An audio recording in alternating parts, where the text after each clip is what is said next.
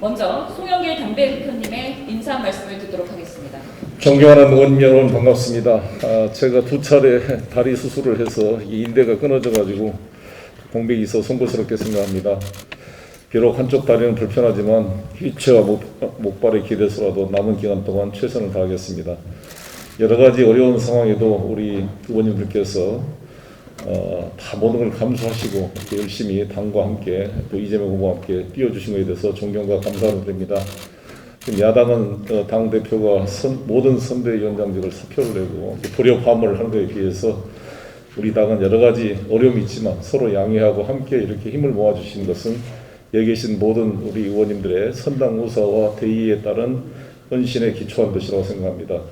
진심으로 감사를 드리고 지난번 선대위에 모든 것을 저희가 백지위임하는 결정도 쉽지 않은 것이었지만 의원님들께서 여러 가지 불편한 마음도 계신 분도 있었습니다만 감수하고 이렇게 해주신 것을 정말 감사를 드리겠습니다. 잘 모시도록 하겠습니다. 이제 곧 이제 크리스마스도 다가오고 한 해가 마무리되는데 코로나19 오미크론 새 변이 때문에 여러 가지 어려움이 커지고 있습니다. 이 속에서 더욱더 어려워진 우리 소상공인들, 자영업자들에 대한 부담이 최소화될 수 있도록 소상공인 보호 및 지원에 관한 법, 감염병 예방법 등 개정에 선지원이 이루어질 수 있도록 법적 근거를 함께 만들어갔으면 좋겠습니다. 그리고 최근에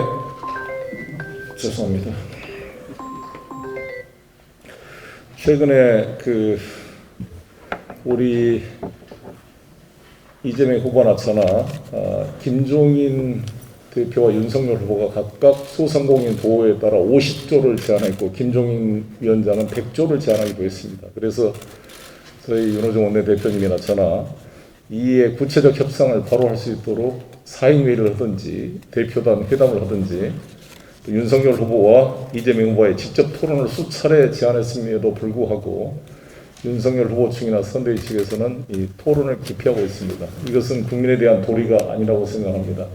특히 현행 선거법에 따르면 윤석열 후보는 법적 선거 기간 21일 동안 3차례밖에 TV 토론을 할 수 없도록 되어 있습니다. 그래서 제가 원내대표실과 상의해서 이것을 최소한 21일 법정 선거운동 기간 동안은 4차례, 예비선거운동 기간 동안에는 3차례, 한 7차례 정도의 TV 토론을 의무화하도록 해야 되지 않겠는가 생각합니다. 이걸 통해서 이 중요한 5년간 대한민국의 미래를 결정할 지도자를 선택하는데 이렇게 3번만 TV 토론하고 결정한다는 것은 당내 후보 경선 과정보다 더 취약한 이 TV 토론이라고 할 수가 있습니다. 그래서 윤석열 후보는 국민 앞에 나서서 본인의 철학과 비전을 분명히 말씀하고 김종인 위원장도 그냥 선거용으로 50조, 100조를 말씀하실 것이 아니라 실제 의지가 있다면 당대당으로 구체적 협의를 통해 지금 당장 원내대표 회담을 통해서라도 방안을 찾을 수 있을 수 있다고 생각합니다. 강력히 촉구하는 바입니다. 다시 한번 의원 여러분 감사드리겠습니다. 오늘 원내대표 주제로 좋은 의견이 나와서 우리 이재명 후보를 뒷받침하고 우리 당은 하나의 원팀으로 승리를 향해 나갈 수 있기를 바라겠습니다. 감사합니다. 코로나 확산세로 위중증 환자가 늘고 있고 또 이 거리두기가 강화돼서 국민들께 뭐 접촉을 하고 또 만나시면서 많은 그러니까 이게 지적도 많이 듣고 많은 그 요구를 들으실 거라고 생각합니다. 이 엄중한 상황인 만큼 저희가 이 코로나 방역 대책에 있어서도 또 그리고 민생 안정을 이뤄나가는 데 있어서도 이 야당의 이 비협조가 있습니다만 그럼에도 불구하고 꿋꿋하게 저희 할 일을 해나가자 책임과 역할을 다하자는 그런 말씀을 드립니다. 우선 제일 시급한 것이 소상공인 자영업자들의 어려움을 덜어내는 일이었습니다. 그래서 이 당정 간에 긴밀하게 그 의논을 해서 손실보상법 시행령을 개정하기로 그 합의를 했고 그래서 인원 제한에 대한 이 손실보상이 이루어지지 않았었는데 인원 제한에 대해서도 손실보상을 하기로 그렇게 의견을 모았고요. 그 다음에 그 320만 대면 서비스 업종 사업자들에 대해서 일시에 100만 원의 방역 지원금을 선 지급하기로 그렇게 신속하게 결정을 했습니다. 이 100만 원 방역 지원금은 다음 주 월요일 27일부터 지급이 시작될 예정입니다. 물론 이게 지금 어려움을 겪으시는 분들에게는 충분하지 않으리라고 생각합니다만, 소상공인들께서 사업을 하시면서 사실상 방역 일선에서 역할을 하고 계신 겁니다. 이런 방역 일선에서 협조를 해주시는 데 대한 이 감사의 표시기도 하고, 그런데 들어가는 각종 비용 이런 것들을 이 국가가 부담한다는 그런 의미도 있겠습니다.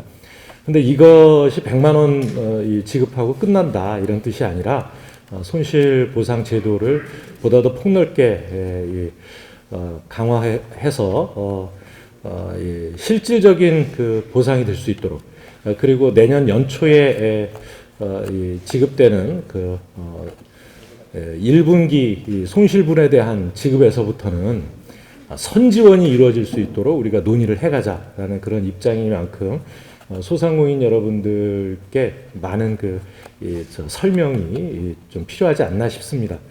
오늘도 소상공인들 집회가 있을 예정이라고 듣고 있는데, 우리가 이렇게 논의를 하고 있는 것이 충분히 전달되고 있지는 못한 것 같습니다. 저희들의 더 큰 또 노력이 있어야 되지 않나 생각을 하고요. 그저께 이재명 후보께서도 소상공인 자영업과 관련된 이 7대 공약을 발표를 하셨습니다. 그래서 단순히 기존 정책을 확대하는 것이 아니라 현장에 실질적인 도움이 될 수 있도록 이 공약을 구성해서 소상공인들께서 지고 있는 이런 어려움, 무게를 나누는 그런 이 고민이 담겨 있는 공약 발표가 있었다는 말씀을 드립니다. 이제 오늘 의총에서 그 일환으로 소상공인 지원과 관련되어 있는 이 법을 당론으로 채택하려고 합니다. 우선 소상공인 보호 및 지원에 관한 법률 개정을 통해서 이 코로나19에 신속하게 예산 집행이 이루어질 수 있도록 하고, 또 그것을 담보하기 위한 감염병 긴급 대응 기금을 신설하는 그런 이 법안, 이 감염병 예방법, 또 국가재정법 이런 법안들을 논의할 예정이고요. 이 다양한 의견도 주시면 반영해서 당론으로 결정하겠습니다. 아울러서 이재명 후보가 공약한 내용이기도 합니다만, 대통령의 세종시 집무실 설치를 위한 행정중심 복합도시 건설 특별법 개정안도 오늘 안건으로 상정해서 논의할 예정입니다. 일부 언론에서 이제 오늘 의총을 통해서 양도세 중과 유예와 관련된 논의가 있을 것이라는 보도가 있었는데요.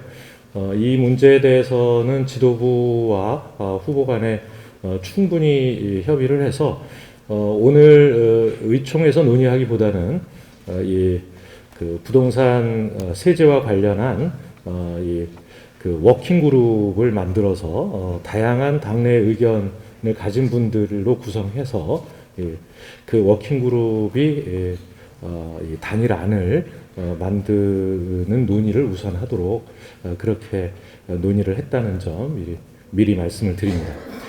오늘로 이제 대선이 77일 앞으로 다가왔습니다. 엄중한 방역 상황 속에서 연말연시를 맞고 있지만, 기간을 통해서 우리는 이번 대통령 선거에 확실한 변곡점을 만들어야겠다는 그런 각오를 다져야 할 시기입니다.